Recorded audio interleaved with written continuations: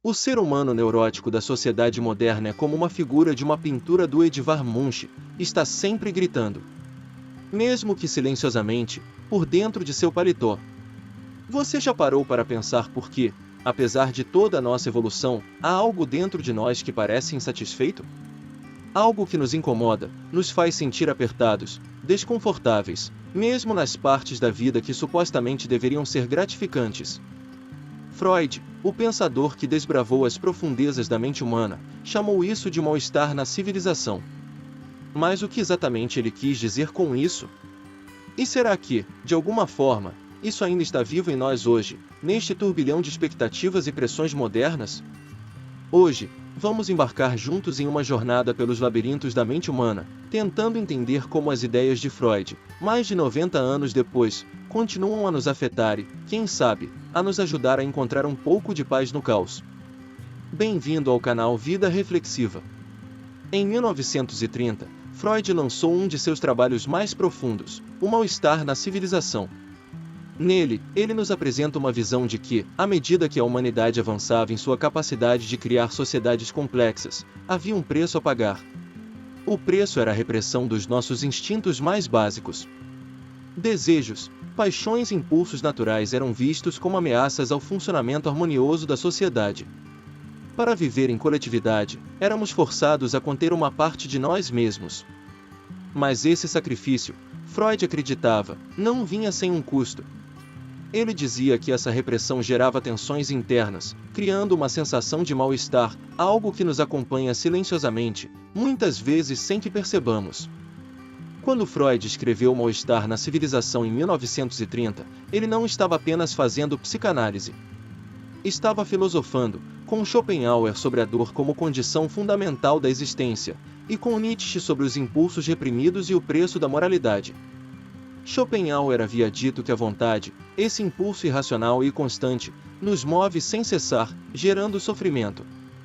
Freud transformou essa vontade em pulsão, o desejo sexual, o desejo de poder, a agressividade, a busca por prazer. Tudo isso, segundo ele, precisa ser domado para que a civilização funcione. Mas Nietzsche, por outro lado, desconfiava da própria ideia de civilização. Para ele, a moral que nos rege foi construída para domesticar os fortes, e Freud, ao seu modo, reconheceu que essa domesticação gera ressentimento e sofrimento psíquico. Leitor de Schopenhauer e Nietzsche, Freud nos diz: o ser humano tem desejos que a sociedade não pode permitir. Então ela os reprime. Mas isso cobra um preço, o mal-estar. Schopenhauer diria que o sofrimento nasce justamente da frustração dos nossos desejos incessantes. Nietzsche perguntaria: será que esse sofrimento não vem do fato de termos perdido o contato com nossa força vital, com o nosso dionisíaco? Hoje, vivemos pressionados a ser funcionais, bem-sucedidos, controlados.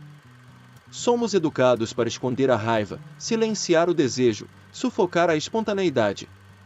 E por trás desse autocontrole aparente, mora a angústia. O mundo moderno, tão limpo e organizado, esconde um tumulto interno que Freud, e antes dele, Nietzsche, souberam enxergar.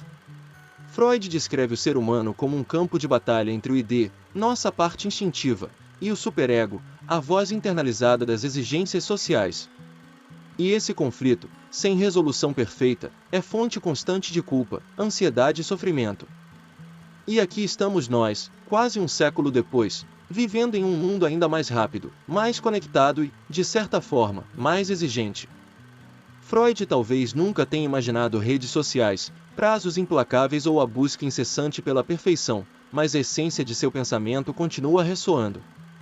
Hoje, a pressão para sermos bem-sucedidos, para sermos felizes a qualquer custo, para cumprirmos com os papéis que a sociedade nos atribui, se tornou ainda mais insuportável. O que Freud observou como repressão dos instintos hoje se manifesta de outras formas: ansiedade, depressão, estresse. Nós fomos ensinados a nos moldar às expectativas sociais, muitas vezes negando a nossa própria natureza em nome de um ideal coletivo que nunca parece suficientemente claro ou atingível. Será que não sentimos, em algum momento, esse peso que Freud descreveu? Esse desconforto interno, quase invisível, que nos acompanha ao longo dos dias. Freud acreditava que o grande conflito da nossa vida moderna não está apenas na busca pelo sucesso ou no cumprimento das regras sociais, mas na tensão entre o que somos como indivíduos e o que a sociedade espera que sejamos. Nossa essência, nossos desejos mais profundos, muitas vezes não se alinham com as exigências da civilização. E esse embate gera um mal-estar. É como se estivéssemos sempre divididos entre quem realmente somos e quem a sociedade quer que sejamos. Em um mundo onde somos constantemente observados, avaliados e comparados, como podemos encontrar espaço para ser autênticos? Como podemos, em meio ao caos, ouvir nossa própria voz sem o ruído das expectativas externas? Aqui, a questão é prática. Como podemos lidar com esse mal-estar no nosso dia a dia? O que Freud nos ensina que ainda pode nos ajudar a respirar mais livremente? Talvez a resposta esteja em reconhecer que vivemos em uma sociedade que impõe pressões. Saber que esse mal-estar não é um sinal de fraqueza, mas uma consequência natural da nossa condição humana, pode ser o primeiro passo. O segundo passo? Sublimar. Sublimar é a chave. Freud nos mostrou que não podemos simplesmente ignorar nossos desejos e pulsões, mas podemos transformá-los em algo construtivo. Se você sente a pressão de ser sempre o melhor, talvez seja a hora de olhar para dentro e perguntar: o que realmente importa para mim? Onde posso canalizar essa energia de maneira saudável e autêntica? Encontrar formas de canalizar nossas tensões e desejos, seja através da arte, do exercício físico, da meditação ou até mesmo da terapia, é uma maneira de lidar com esse mal-estar. Não se trata de negar nossas emoções, mas de entender de onde elas vêm e como podemos direcioná-las para algo positivo. Em um mundo de constantes demandas externas, precisamos cuidar do nosso espaço interior.